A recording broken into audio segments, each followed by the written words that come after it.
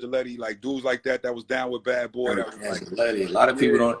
You know, he was slept on, man. I used to love like his sound, like his production. A lot of people slept on Derek Angeletti, man. A lot of people don't know that's the Mad Rapper. You know, he mostly known as the Mad Rapper. He did That's crazy, Hypnotize, he right? did Benjamins, he did all of that. But he was more of a like an organizer too, like A&R organizer. As much as he could produce himself, his talent, a lot of it come from organizing grown men and people that's his age. You know what I'm saying? He the person in the booth telling Big you could do better.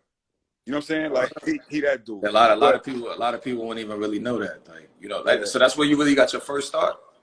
My first start was like DJing, you know what I'm saying? Like DJing just from 12, 13 years old. They used to have the little joints in Delaware where we was like trying to do the Stop the Violence movement. So they had the midnight basketball games and all that, right? So playing in the projects, what they do is they had a midnight basketball games, but before that they have a party. So my father's best friend like ran Park and Rec, and we would go out there and DJ. I was a young buck, like 13, 14 years old, but they was, you know what I mean? I had OGs out there. So like, that's how I really got started. Then through DJing, went to Howard, hooked up with Nonchalant. I went on that. It seems like everybody that go to Howard wins. Like that school is just like it's a family. Like the way we do it, like it's a family. I didn't even like, know Anthony Anderson, all of them went to Howard too. Anthony Anderson. I could run you down a whole list of people. Is it Taraji? What is it Taraji? Taraji went there too, right? Yeah, absolutely. That is crazy, yo. Just a whole family, bro. Like a whole family of people that's like men and women. You know what I'm saying? That's working together. That's like trying to make sure everybody else succeed. And that was rare back then. You know what I'm saying? I'm talking. I went there in '92, so it was already like. It was already kind of late because Puff and them was already gone. Puff really put all them dudes on that way. He went to college with. Puff didn't start Bad Boy till '95, but he was working at Uptown before that. You know what I'm saying? But then like that '95 time start when he officially started. So then everybody I'm telling you around, they coming up too. Derek is coming up. You know what I'm saying? Derek like Ron Lawrence, all of them was there, right? Like all of them. Derek and Ron was a group before that. They was a group called Two Kings in a Cypher. They had got all the way to having a video on BET. So we was like, and they filmed it on campus, right? So it was like, we was super happy for them. But that was like, they start or where they was going. And then the Bad Boy thing happened. But the point I was saying is to tie it all in, what you were saying about the dudes with bread, that's the first time when anybody my age or maybe like a little bit older than me was like, yo, go. This your first time getting a check for $20,000. You about to mix this album, you about to get, you know what I mean, $30,000, $50,000. Like, what you gonna do with that? Don't go out here and wild out and spend the whole thing. Like, pay your bills for 6 months ahead of time. Because you don't know when you got to think about it. You got about what, 20? You got 20 years, like 20 years officially in the game, right? About 20. Yeah, a little longer than that. Because you got to look at it like I tell a lot of people, like, you know, like the younger dudes that like be reaching out to me. I always tell them, like, you know, think of like longevity. Like a lot of people think of getting popping for the moment.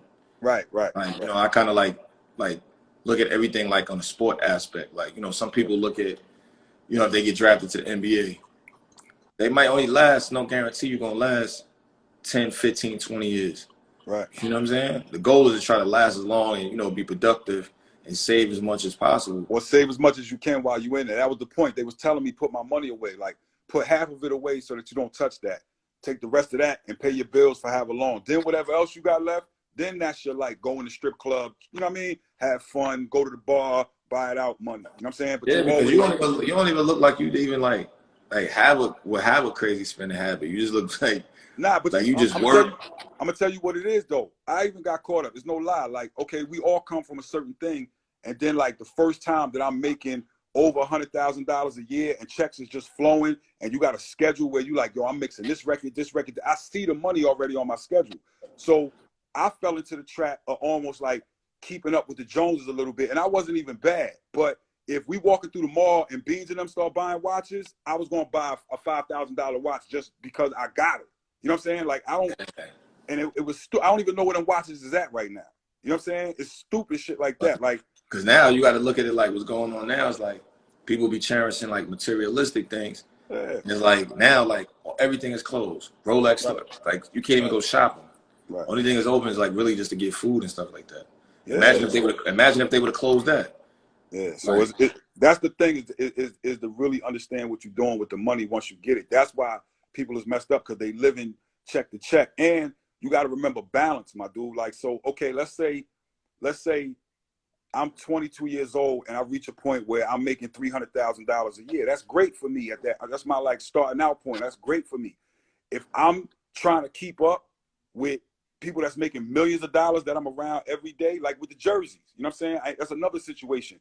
You got to remember, the jersey was popping. In order for me to get the right jersey, that's like a 56 or something like that. You know what I'm saying? Like I got to spend $300 a day. Because I know Jay walking in there with a fresh jersey that we never seen before. Just Blaze walking in there with a fresh jersey. That's what Mitchell and Ness was popping. And I look back at the day that Jay was like, he was in the booth and said the thing about the button ups and like getting receipts, and it clicked. I'm like, yo, I've been spending like $150, $300, like almost like 3 to 4 times a week for almost a year. Damn. To come in with a fresh, and then it's like it's over. Like the jersey don't mean nothing no more. And you like, that was my last lesson where I'm like, yo, I'm done keeping up with the Joneses, man. Like I got my little things that I spend my money on, like, but that keeping up with whatever's going on, that's not to say don't get fresh. It's just to be like, yo, be conscious of what you like. Get the house work. Because it's crazy. You really gonna like, well, depending, how long this lasts, you really gonna see.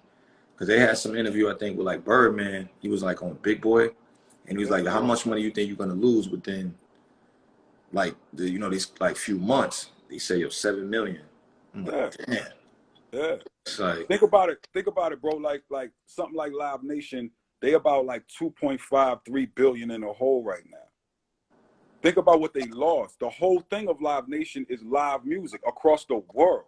And you got to think about and people might think about it on the like, okay, just like that. Like say Birdman might have had shows set up or tours or whatever he was doing, right? That's his side of it. I'm talking about the total business. So the artist might make however many millions off the tour, but it's also people that's constructing the stage, right? They making $500, $600 a week.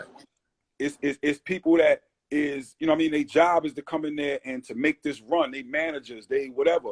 All them people are sitting home doing nothing. They don't even know, like, if you work at say like like some of the famous booking agents, like an ICM or something like that, right? That help blow up the artist. They don't even know when they can redo it. Damn. It's bugged out. It's bugged out. That shit is that's like more than crazy. Yeah, it's a lot of money, bro. Hold up, this froze on me again, yo. Hold on. I'm gonna try to come. I'm gonna come back in here real quick.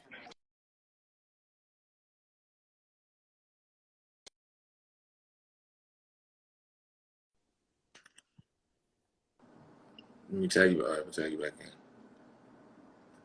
Yeah. Damn, I think this whole thing froze. Oh man.